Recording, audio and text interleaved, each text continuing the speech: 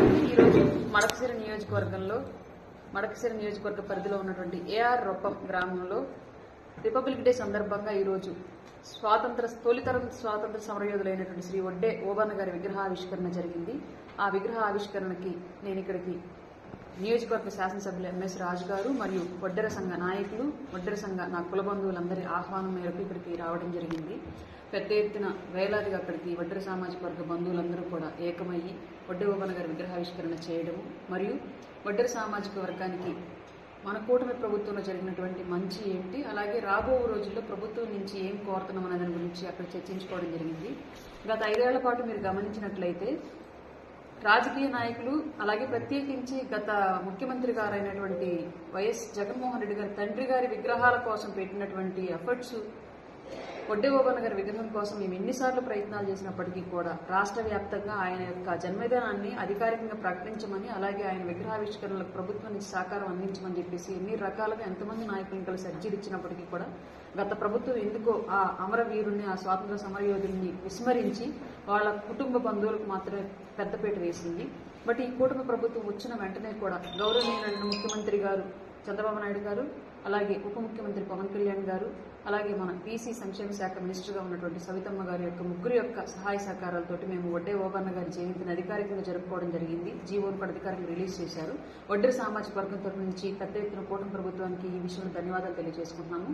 ఇదే విధంగా రాబోయే రోజుల్లో కూడా కేవలం మడకశిర నియోజకవర్గంలో మాత్రమే కాదు, రాష్ట్ర వ్యాప్తంగా ఉన్నటువంటి అన్ని నియోజకవర్గాల్లో పెద్ద ఎత్తున బీసీలకు పెద్దపేట వేస్తూ బీసీలు, ఎస్సీలు, ఎస్టీలు ఎవరైతే ఆర్థికంగా వెనుకబడినటువంటి సామాజిక వర్గాలు ఉన్నాయో వాళ్ళందరూ అభివృద్ధి ధ్యేయంగా కూటమి ప్రభుత్వం ముందుకెళ్లిందని చెప్పడంలో ఇది ఒక సందర్భంగా మేము భావిస్తున్నాము. రాబోయే రోజుల్లో ఏర్పాటు చేసేటువంటి ప్రతి స్థానిక సంస్థల ఎలక్షన్స్ లో కానివ్వండి, ప్రతి స్థానిక సంస్థల నామినేటెడ్ పోస్టుల్లో కూడా పెద్ద ఎత్తున బీసీలకి, అందున వడ్డెర సామాజిక వర్గానికి అధిక జనాభాగా ఉన్నాం మేము రాష్ట్రంలో బీసీ సామాజిక వర్గం నుంచి.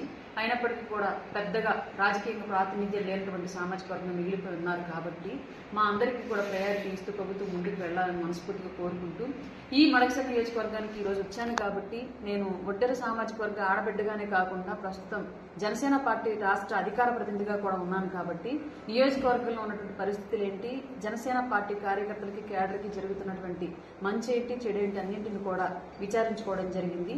అందరూ కూడా స్థానిక శాసనసభ్యులైనటువంటి ఎంఎస్ రాజు గారు, అలాగే టీడీపీ ఇన్ఛార్జిగా ఉన్నటువంటి తిప్పేస్వామి గారు ఇద్దరు కూడా జనసేన అలాగే కూటమి నుంచి గెలుపుకు కారణమైనటువంటి ప్రతి ఒక్క కార్యకర్తను కూడా గుర్తించి వాళ్ళకు కూడా మంచి చేస్తూ ముందుకు వెళ్తున్నారని చెప్పేసి అయితే మా పార్టీ నాయకులు, కార్యకర్తలు కూడా తెలియజేయడం జరిగింది.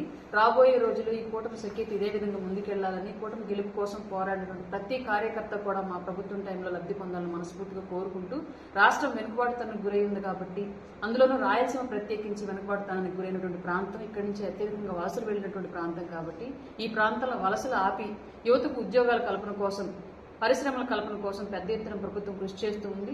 అందులో భాగంగా ఇక్కడ స్థానికంగా ఉన్నటువంటి శాసనసభ్యులు, మినిస్టర్లు కూడా పెద్ద ఎత్తున ప్రభుత్వంతో మాట్లాడి ఇక్కడ పరిశ్రమలు నెలకొల్పడానికి అనుకరణలు తీసుకొచ్చడానికి ప్రయత్నాలు చేస్తూ ఉన్నారు. అవి ఆల్రెడీ ఇప్పటికే కొన్ని సంస్కరణలు ప్రాసెస్ లో ఉన్నాయి. రాబోయే రోజులు అవి స్థానికంగా కార్యరూపం దాల్చి అందరికీ కూడా ఉపాధి దొరకాలని మనస్ఫూర్తిగా కోరుకుంటూ, నాకు ఇక్కడికి ఆహ్వానం అందించినందుకు ప్రతి ఒక్కరికి ధన్యవాదాలు తెలియజేసుకుంటున్నాను. ఈ అవకాశం కల్పించినందుకు మీడియా మిత్రులకు కూడా మరొకసారి ధన్యవాదాలు.